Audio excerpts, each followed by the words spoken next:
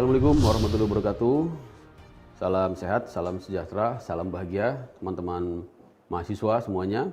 Berjumpa lagi dengan saya di materi hukum pajak. Kita sudah melangkah di pertemuan ke-9 sekarang ya, pertemuan ke-9. Sebagaimana saya sampaikan di materi sebelumnya, ya kita masih membahas tentang KUP. Namun di pertemuan ke-9 ini yang kita bahas sudah masuk ke dalam sesi ya atau fase official assessment. Sebelumnya kita kita bahas tentang sesi self assessment, yaitu kewajiban mandiri ya untuk melakukan pendaftaran ya atau yang NPWP atau PKP ya, pengusaha kena pajak, kemudian kewajiban untuk melaporkan ya, kewajiban perpajakannya yang disebut dengan SPT ya, surat pemberitahuan. Kita kenal ada SPT masa, ada SPT tahunan ya, dan juga berbagai jenis SPT tergantung dengan jenis pajaknya. Kewajiban self assessment berikutnya itu kewajiban untuk melakukan ya pencatatan dan ya pembukuan ya. Kewajiban berikutnya yaitu kewajiban untuk melakukan pembayaran ya. Itu sudah kita bahas di pertemuan sebelumnya. Sekarang kita bahas tentang fase kedua dari KUP, yaitu fase official assessment, yaitu di mana ya, fungsi daripada official assessment ini adalah untuk mengawasi ya pelaksanaan self assessment yang dilakukan oleh wajib pajak. Bagaimana official assessment itu dilakukan?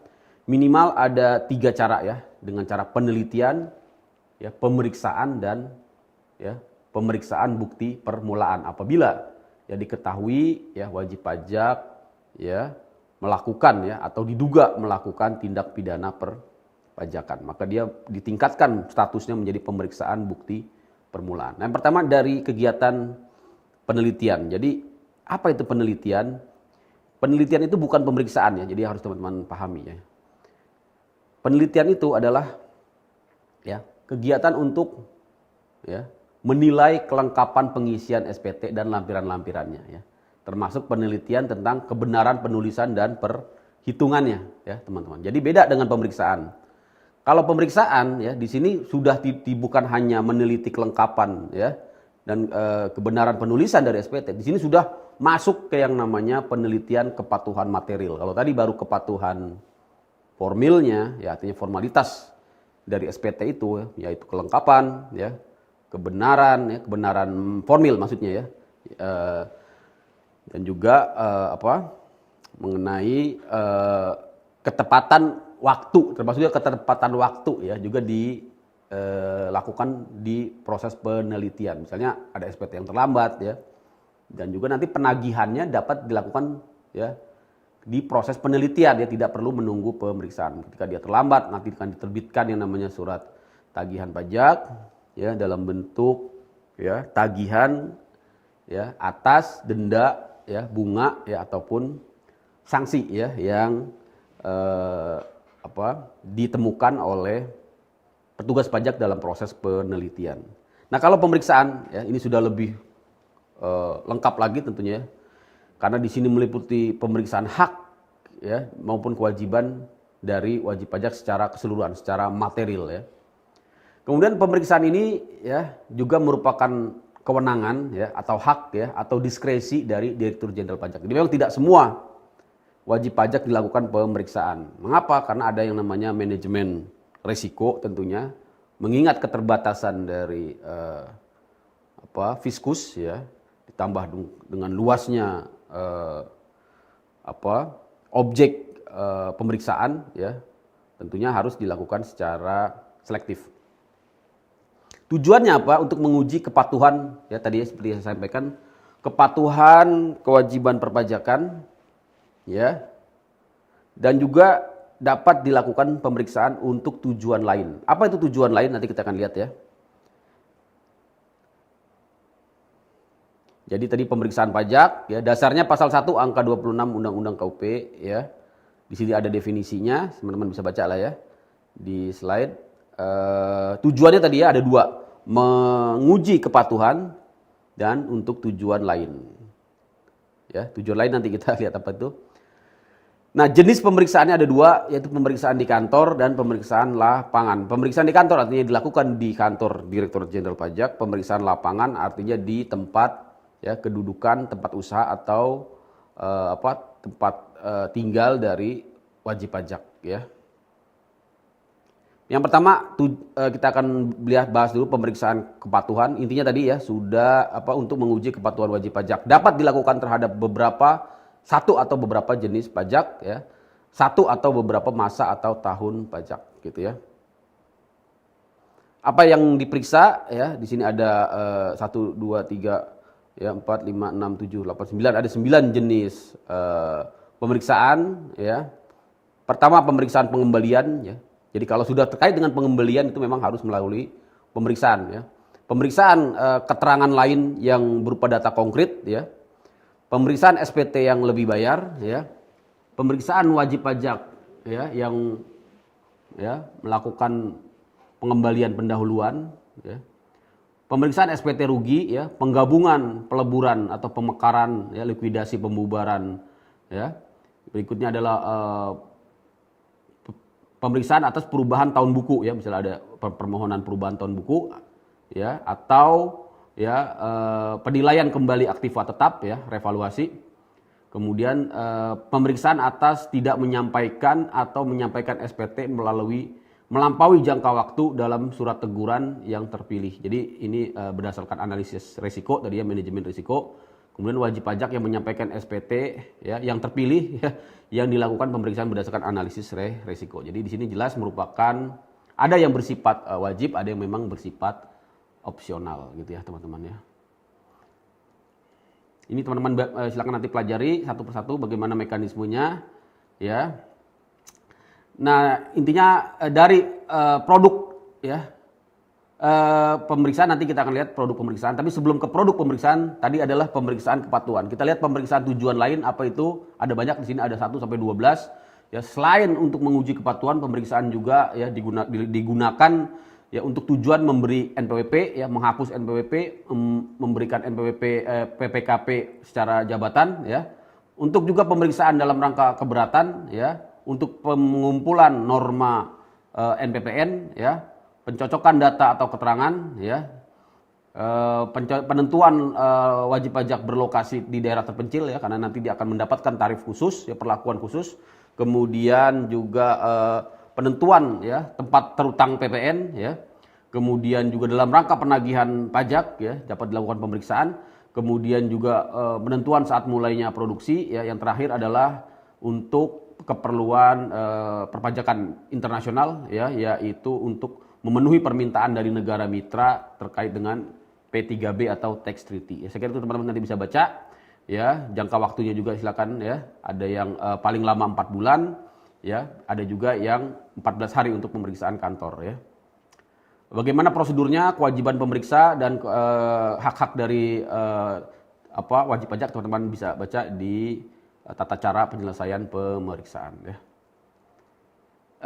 Yang paling penting ini ya, produk dari pemeriksaan, teman-teman bisa lihat ada yang namanya surat ketetapan ya. Jadi dapat dari hasil pemeriksaan apabila ya ditemukan kekurangan pembayaran pajak, maka diterbitkan surat ketetapan pajak kurang bayar.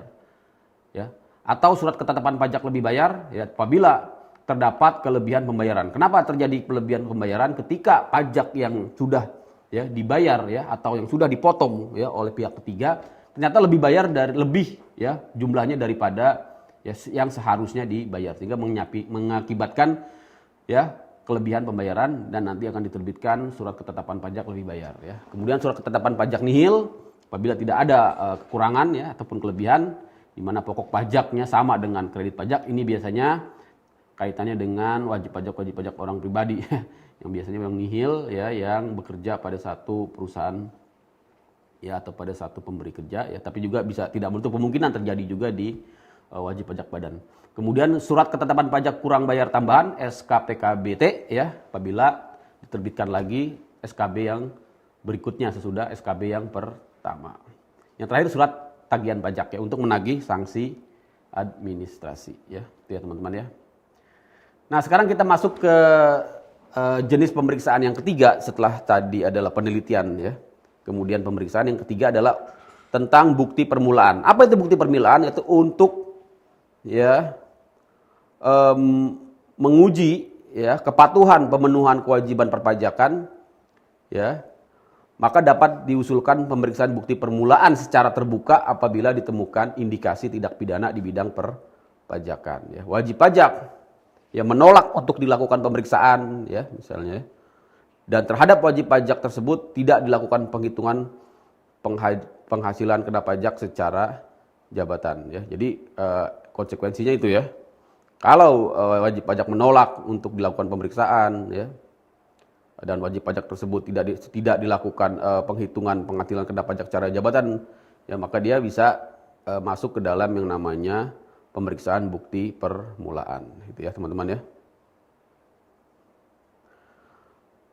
Dalam hal pemeriksaan yang dilakukan merupakan pemeriksaan atas permohonan pengembalian. Nah ini kalau masalah pengembalian ya di sini ada ketentuan ya, di KUP ya, usulan pemeriksaan bukti permulaan secara terbuka harus memperhatikan jangka waktu penyelesaian permohonan pengembalian kelebihan pembayaran pajak. Ya, karena ada yang namanya daluarsa ya, penetapan selama 5 tahun ya. Ya teman-teman harus diperhatikan, jangan sampai ya proses bukti permulaan ini kemudian mengakibatkan tidak dapat dilakukannya permohonan pengembalian kelebihan pembayaran pajak ya. Nah, itu yang harus diperhatikan. Bagaimana proses dari pemeriksaan bukti permulaan? Di sini kita lihat ada siklusnya, ada yang berdasarkan pengaduan, ya, ada yang berdasarkan informasi, ya, ada yang berdasarkan data ataupun laporan, ya.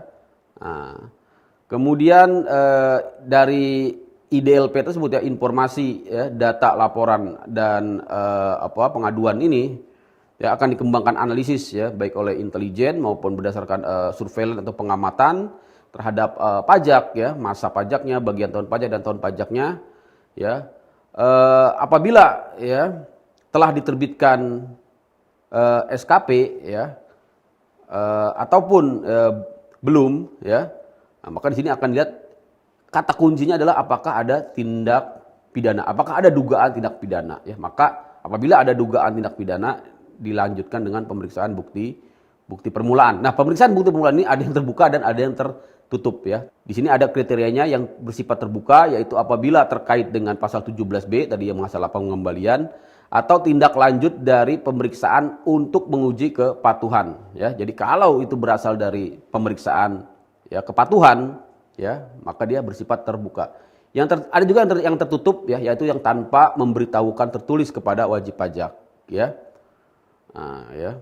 Bagaimana yang terbuka? Yang terbuka ini di mana kepala unit pelaksana ya KPP ya, misalnya memberikan surat pemberitahuan pemeriksaan ya bukper ya kepada siapa? Langsung kepada wajib pajak ya. Bisa juga melalui pos ya, melalui fax ya, atau melalui jasa ya. Dalam hal tidak ada di tempat ya, maka dapat dikuasakan kepada ya kuasa dari wajib pajak ya.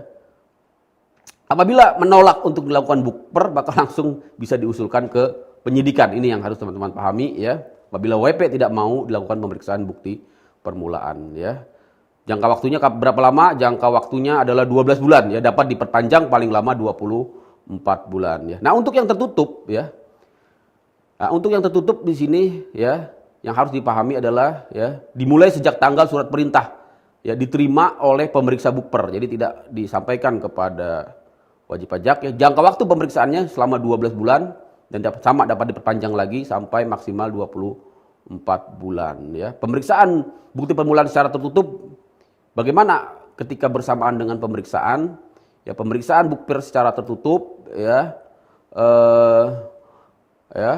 maka di sini pemeriksaannya ya ditangguhkan sampai dengan ya penyidikan dihentikan ya. Nah, ya. Itu ya teman-teman ya.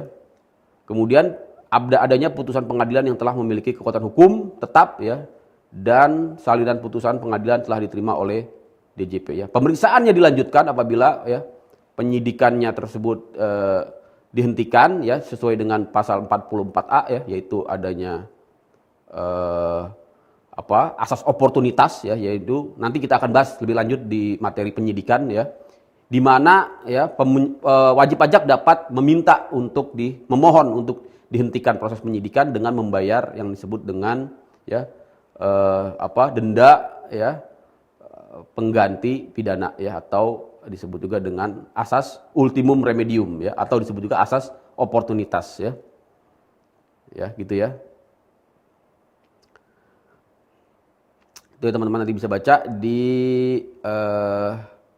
slide ya. Jadi bukper ini ya akan menghentikan pemeriksaan ya. Baik, saya kira itu ya. Nanti kita lihat di pembetulan SPT ya. Jadi dalam pemeriksaan bukper ya sudah tidak bisa lagi dilakukan pembetulan ya. Wajib pajak ya, berhak untuk melakukan pembetulan surat pemberitahuan ya. Namun ya ada konsekuensinya ya. Apabila sudah dilakukan pemeriksaan, dia harus melakukan yang namanya bukan pembetulan lagi, tapi pengungkapan ketidakbenaran perbuatan.